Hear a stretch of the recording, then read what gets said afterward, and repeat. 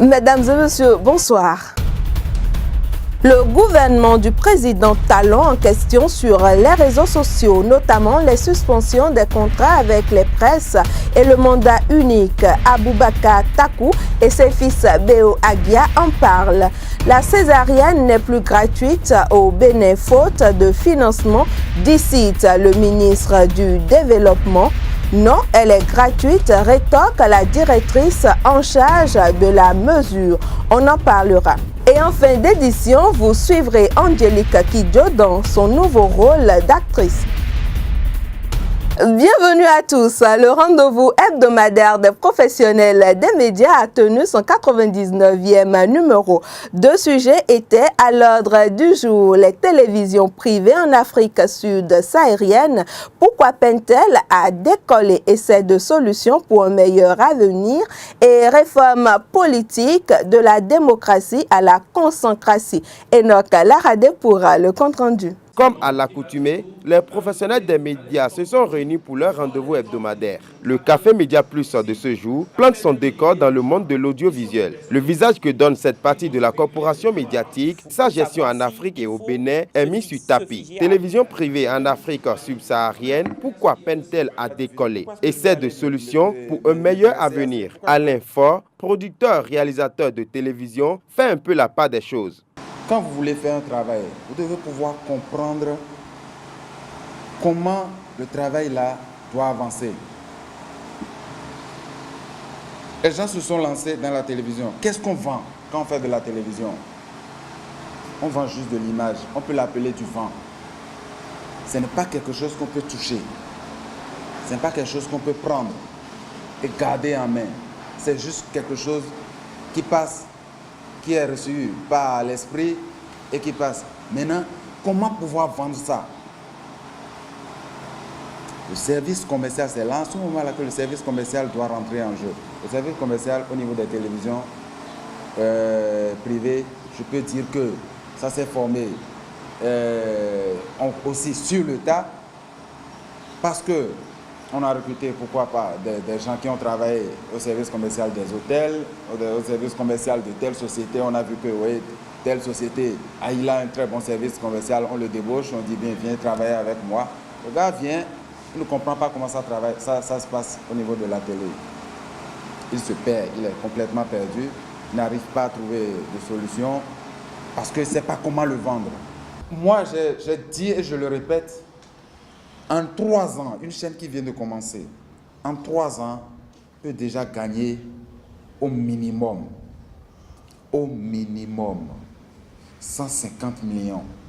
Le second sujet de ce numéro de Café Média Plus vient à point nommé à l'aide du gouvernement de Patrice Talon. Les réformes politiques et institutionnelles en cours n'échappent pas aux suggestions de Juste Kordjo, politologue et officier supérieur des armées. Son ouvrage Consancratie, sorti le 31 mai dernier, est un ouvrage qui vise à permettre au peuple béninois et ses dirigeants de prendre conscience de la situation dans laquelle évolue la gouvernance politique de leur pays depuis l'indépendance. Si les règles du jeu politique sont biaisées, vous avez beau faire des réformes agricoles, des réformes économiques et tout ça, c'est pour un temps. Vous retomberez encore dans le même cycle. Donc, c'est pour ça que moi, je vous invite à prendre ça au sérieux parce que j'ai l'impression parfois qu'on ne prend pas ça suffisamment au sérieux. C'est l'avenir du Bénin qui se joue en ces ping-pong qu'on voit là. Ça a été le cas en 90, ça a été le cas dans les années 60, ça a toujours été le cas comme ça. On a tendance à ne pas trop s'intéresser à cette façon. On se dit, bon, c'est juste changer les règles électorales là. Mais je vous dis, c'est comme ce matin, je donnais l'exemple du football là, une émission. Si vous changez les règles du football aujourd'hui, vous n'aurez plus le football tel qu'on le connaît. Pour vous, c'est banal peut-être. Mais moi, j'ai étudié cette affaire, ces aspects-là. Tout revient à ça, le politique. Tout. Vous avez beau tracer les belles idées, les meilleures idées pour sortir le Bénin du sous-développement là. Qui va faire ça? C'est encore le politique qui va mettre ça en œuvre. Donc, tant que vous ne définissez pas les règles du jeu pour le politique, pour qu'il fasse ce que vous voulez là, le reste, vous serez là à tourner en rond. Les réflexions de ce 99e numéro de Café Média Plus ont porté sur les réformes politiques de la démocratie à la consécratie et sur les télévisions en Afrique subsaharienne. Pourquoi peine-t-elle à décoller et c'est de solutions pour un meilleur avenir? Aujourd'hui, vendredi 3 juillet 2016, la Commission des réformes institutionnelles et politiques met fin à ses travaux. Au nombre des réformes étudiées par cette commission figure l'institutionnalisation du mandat unique. Une question qui continue de faire polémique, surtout sur les réseaux sociaux. Kader Achirou s'est rapproché de quelques activistes. Il s'agit notamment d'Aboubacar Takou et de Béo-Séfis Agia. Environ 60 jours après sa prise de fonction présidentielle, Patrice Talon a disparu des écrans télé et autres médias. Une situation qui n'est pas du goût des activistes des réseaux sociaux et de la presse écrite. La presse écrite lui reproche surtout la suspension de tous les contrats avec les structures étatiques. Certains journaux se sont même permis de titrer que le nouvel élu est un président en chute libre dans les sondages. Si nous avons reproché à Boni Yahi l'hyper-communication et l'hyper-présence, on pourrait reprocher à Patrice Talon une absence presque totale de l'information officielle. Et donc, par rapport au compte rendu du Conseil des ministres également, il serait indiqué franchement qu'on est à la fin du Conseil des ministres, au lieu d'un rapport, une synthèse de tout ce qui a été dit, un communiqué officiel signé du secrétaire général du gouvernement, pour faire foi, pour faire acte de documents officiels. En plus de tout ce qui précède, une question reste à polémique, celle de l'institutionnalisation du mandat unique. Pour Aboubacar Takou, commentaire au quotidien de la politique nationale, il faut que l'on en arrive à un système de royauté, celui du mandat illimité. Il pense que l'on ne peut pas asseoir une gouvernance et développer un pays en 7 ans ou même 10 ans. Mais dans un contexte de mandat unique, l'intéressé vient, il sait qu'il n'a plus de compte à rendre avec quelqu'un. Et comme ça, il peut directement tout se permettre et ça pourrait dégénérer dans une situation qu'on ne souhaite pas avoir. Et plus loin, moi j'envisage même pour ma part un contexte de mandat illimité. Pourquoi? Dans le contexte africain où on avait été dirigé par des empires, des royautés, je crois que l'Africain est habitué, ou du moins son développement économique doit dépendre d'un constat de stabilité totale qui pourrait aider un élu à faire le nombre de mandats nécessaires pour asseoir les bases d'un développement économique dans un contexte purement africain. Prenez l'exemple de la Chine, du Japon. C'est des États qui doivent aujourd'hui leur émergence à l'harmonie qu'ils ont pu établir entre leur réalité à eux et ce qu'ils ont pu importer de l'extérieur. Mais quand nous, en Afrique, on veut directement calquer notre style de gouvernance sur le modèle occidental qui ne cadre pas avec nos réalités, eh bien, on pourrait tomber dans des vices qu'on ne souhaite pas. Un avis que Séfis Béo Aguiar ne partage pas. Il pense, comme l'initiateur du projet, le président Patrice Talon, que cette réforme va ôter à l'exécutif un grand handicap, celui d'être perpétuellement à la quête d'une réélection. C'est une option que personnellement je partage, mais en amont il y a un travail à faire. Parce que qu'on ait un mandat unique ou de multiples mandats, ce n'est véritablement pas le problème. Ce qu'il y a à faire en amont, c'est comment tracer un canevas de développement de ce pays, de sorte que qui arrive ne puisse pas déborder, ne puisse pas déraper. Si nous réglons ça, qu'on vienne faire un mandat ou plusieurs, le problème ne se posera pas. Et donc, le mandat unique, c'est certainement pour contraindre au travail, en fait. Mais il faudra attendre l'Assemblée nationale où le projet d'adoption du mandat unique serait passé au pays fin. Ces derniers auront pour tâche primordiale de juger de la pertinence de ce choix. Dans un entretien accordé à la chaîne Africa Télévision et relayé dans le quotidien Le Progrès du mardi 31 mai 2016, Abdoulaye Biotchane, ministre du Développement, a déclaré que la césarienne n'est plus gratuite au Bénin pour faute de financement.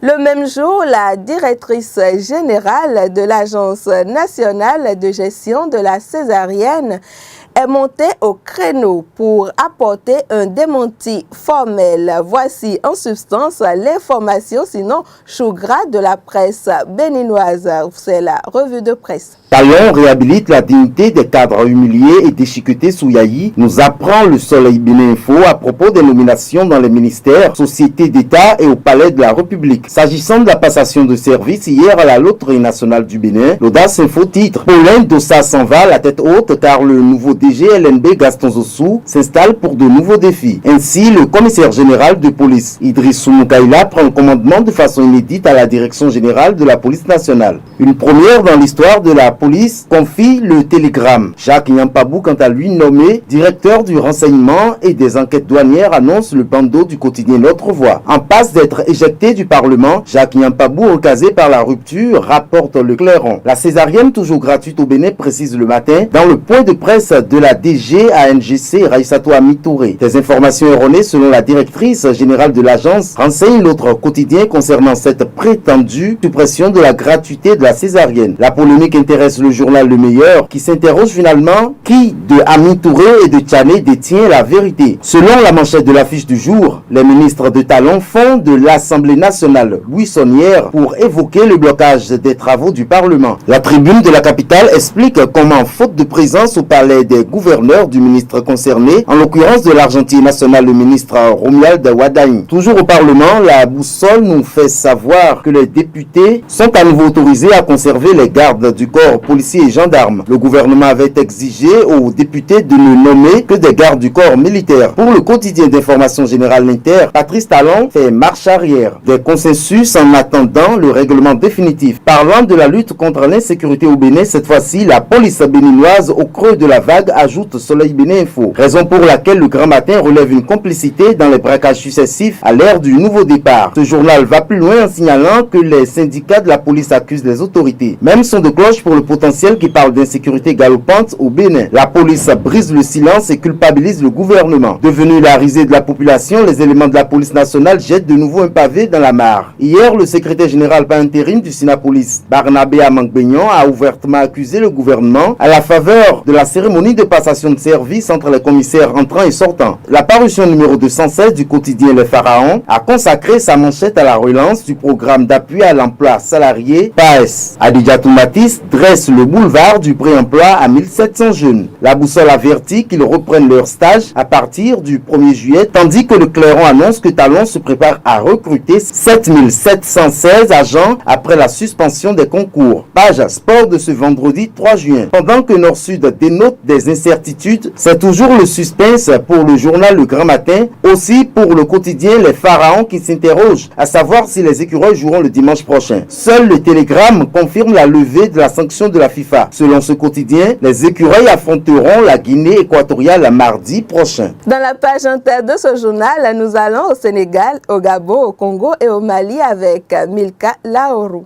L'actualité à 1026 km de Cotonou pour ouvrir cette page inter. Au Gabon, l'ancien président de la Commission de l'Union africaine n'a pas répondu à la convocation de la police judiciaire prévue pour ce vendredi 3 juin 2016. Il fait controverse autour d'une vidéo dans laquelle il a appelé à détruire une partie des Gabonais qualifiés de cafards. Jean Ping est déclaré candidat à la prochaine élection présidentielle au Gabon. Au Mali, le représentant du secrétaire général des Nations Unies, Mahamat Saleh Anadif, avertit publiquement du danger qui secoue le pays. La recrudescence des attaques contre les troupes onusiennes fragilise le processus de la paix dans le nord Mali. Direction Congo-Brazzaville. 2 mois après les opérations militaires dans le pôle, il n'est toujours pas facile d'évaluer les conséquences. Ces opérations visaient les installations présumées des associés de l'ancien chef rebelle, le pasteur Ntumbi, après des attaques à Brazzaville le jour de la confirmation de la réélection du président Denis Sassou Nguesso. Dans 2 semaines, le représentant du secrétaire général de l'ONU en Afrique centrale, Abdoulaye Bathily, doit présenter son rapport sur la sécurité dans la sous-région. Terminons cette page inter avec une actualité culturelle. Le coup d'envoi du festival théâtral Ça se passe à Kin a été été donné ce jeudi à Kinshasa. Les troupes de Côte d'Ivoire, du Rwanda, de Belgique ou même de France investiront le centre Wallonie-Bruxelles ainsi que le tarmac des auteurs dans le quartier populaire de Kintambo pour présenter des œuvres sur le thème théâtre et société jusqu'au 9 juin. C'est La Bonne Âme, une pièce de Bertolt Brecht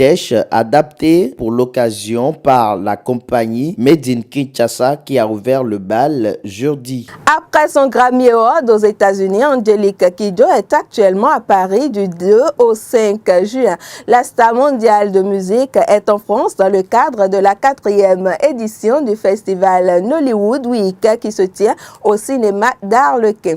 En dehors du fait qu'elle parraine l'événement, Angélique Kidjo est actrice dans le film The CEO qui sera en vedette à ce festival de promotion du cinéma nigérian. Mais avant, Angélique Kidjo était à Cotonou et à la faveur d'une conférence de presse organisée par l'UNICEF, elle est revenue sur le chemin qui l'a conduit au dernier Grammy Award et son aventure dans le cinéma.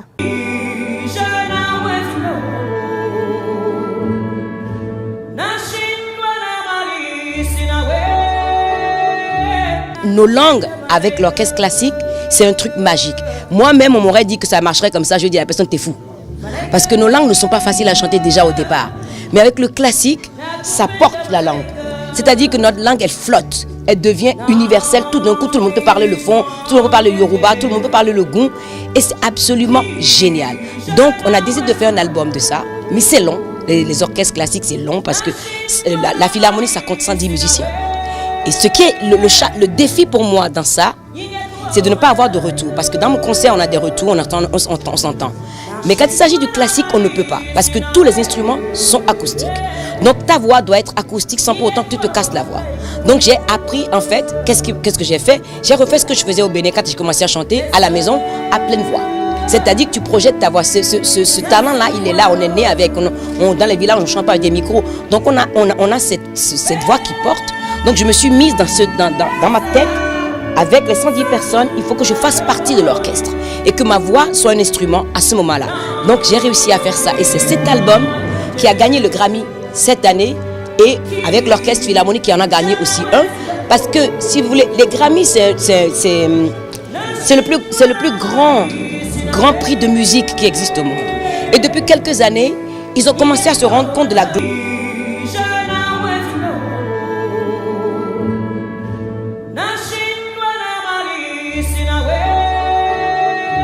Nos langues avec l'orchestre classique, c'est un truc magique. Moi-même, on m'aurait dit que ça marcherait comme ça, je dis à la personne, t'es fou. Parce que nos langues ne sont pas faciles à chanter déjà au départ. Mais avec le classique, ça porte la langue. C'est-à-dire que notre langue, elle flotte. Elle devient universelle. Tout d'un coup, tout le monde peut parler le fon, tout le monde peut parler le yoruba, tout le monde peut parler le goût. Et c'est absolument génial.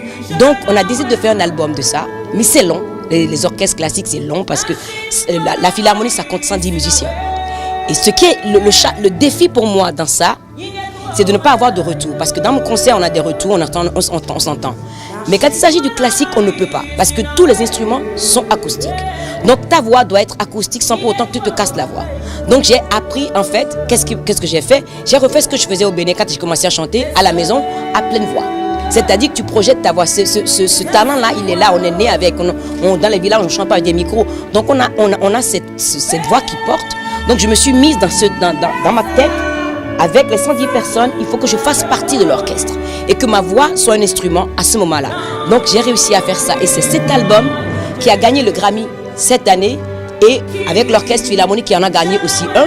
Parce que si vous voulez, les Grammys, c'est le plus grand prix de musique qui existe au monde. Et depuis quelques années, ils ont commencé à se rendre compte de la globalisation de la musique.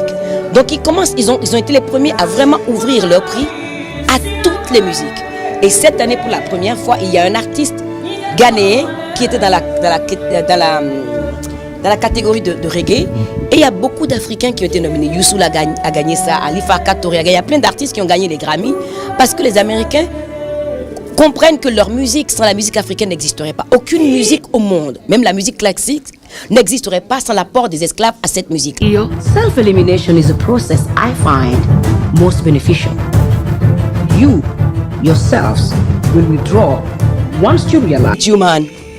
Ce film d'Angélique Kidjo dont vous venez de suivre un bout sera projeté en avant-première à Paris au festival Nollywood Week et sera disponible sur le continent africain au mois de juillet. Sur ESAE TV ce week-end, retrouvez le rendez-vous hebdomadaire de l'information Info Hebdo samedi et les dessous de la gestion du Fonds de développement de la formation professionnelle continue et de l'apprentissage FODEFCA avec Hassani Assouman, ancien directeur du fonds dans l'invité. Ce sera donc pour dimanche.